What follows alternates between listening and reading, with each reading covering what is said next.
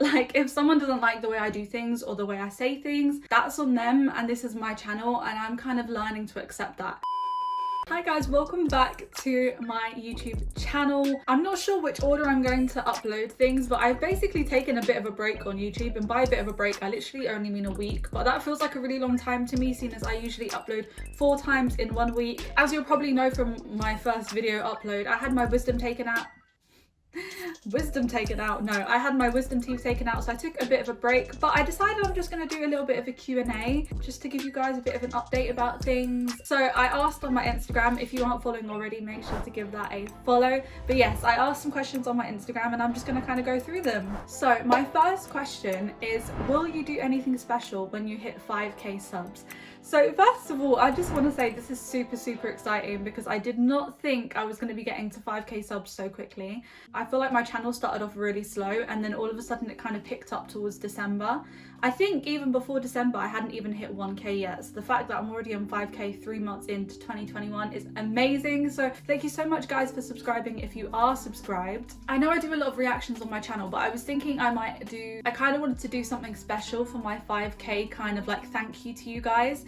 I'm still kind of thinking on ideas, but if you have anything you specifically want me to do, can you comment it down below, whether it be like, I don't know, attempt to bake a cake drunk, or I don't know, what do people do as a thank you? Sorry if I'm talking funny, by the way. I still kind of feel a little bit sore in places. It's been a week, but kind of like around here it's still pretty sore, so if I'm talking funny, I'm sorry about that. Another question is, do you have an OnlyFans? Okay, so I kind of had an idea, and I'm not sure if it sounds completely crazy, but I attempted to use Patreon to upload like blocked videos that get blocked from YouTube, and I just find it extremely confusing. I don't know what it is, but like, I don't know, I just find it confusing. And also a really stupid thing is that people can pay to subscribe, look at your content, like look through the stuff that you've posted, and then basically unsubscribe and get their money back. So they're basically paying for something and then getting their money back, so they're technically not really paying for the content, which I think is the most stupid flaw ever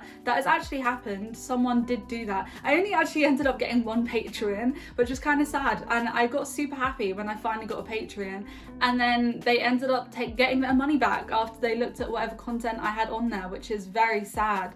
So I was actually kind of thinking of doing an OnlyFans for like blocked content on YouTube, so like reactions and stuff. Because I think I heard that OnlyFans wasn't even meant to be for nude content at the start. I think people used it for like sports related stuff. I feel like I heard that somewhere. I might be wrong. So I've decided to make one. My name is Hannah Reacts on there. I will link it down below. So if you guys want to go check out my blocked videos and maybe even some like behind the scenes content, I don't know, make sure to give that a follow, fan, subscribe. I don't even know what kind of language you use for OnlyFans, but yes. I feel like a lot of people, when they see that I've got OnlyFans, they're going to assume it's all nude content, but it's actually just reactions. So, but yeah, I want you guys to be able to watch it. So I'm going to make my channel completely free. And then the blocked videos, I'll charge like £1 to watch or something. I don't know if there's like a price limit, but hopefully there isn't. I'm not really sure. Let me know what you guys think down below. Let me know if you want me to upload any other content on there. Yeah, I didn't actually know you could make your OnlyFans free until I saw Tana Mojo do it. Like, her page is completely free and then you pay separately for each post. So you can kind of decide if you want to pay for something, which I think is really good because you can then look at what stuff I'm posting, but then you don't necessarily have to pay for it if you don't want to, which is why I think it's so much better than Patreon. But yeah, enough about OnlyFans. My next question is, how do you feel about turning 21 in lockdown? I was feeling really sad about it, to be honest, for quite a while, because I just knew I was going to end up having another birthday in lockdown. I had my 20th in lockdown where I could only see my family, and it's the same again this time. I mean, I feel like a lot of people have had their birthday in lockdown, but they've still been able to see friends or go to restaurants. You know how like things were open during the year? Yeah, well, for us unlucky ones born in March, we're getting a double whammy lockdown birthday, which is great. But to be honest, like, I know I've kind of dreamed about this since I was young and like imagined having some massive birthday. I think it's still going to be a good time. Like, I can tell my family are going to try really hard to make it good, which I really appreciate. Like, they always try really hard to make sure I'm still happy, which, yeah, I love them so much for. And You know what? My sister is basically my friend anyway, and even though she can't drink, she's kind of a bit of a wild person without drinking, so I know it's going to be a fun time either way. I'm just not going to make the same mistake as I did on my 20th, because I decided to eat almost a whole pizza to myself, and then I was too bloated to dance, and then that just kind of killed the whole mood. So I'm not going to do that this time.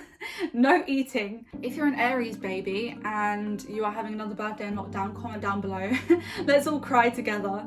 I really like this question actually. It was from my friend Nicole. Does your online personality differ from your in-person personality? If so, how? It's weird. When I started doing like my first ever videos, for example, mukbangs or playing Among Us or things like that, I am 100% completely myself. Like, I don't see the point of really being on YouTube unless you're specifically pretending to be another persona, like Miranda sings or something. I don't see the point of not being yourself, and I feel like I am. Like, I don't feel like I'm any different. However, sometimes, I'm gonna be completely honest, sometimes in reactions, I'm very aware of what I'm saying and how I'm saying it, because people are very, very critical. And I find that maybe in the reaction, like family itself, they're a lot more critical than other niches. Like, I mean, okay. I feel like mukbangers, like, I find it so weird saying that. I don't know how to say it properly, but I feel like people can be really critical about how they're chewing or how loud the sound is and all that kind of stuff. Like, I feel like ASMR, they're really critical, so I can imagine they're really focused. And I also feel the same about reactions. Like, you can never make everyone happy.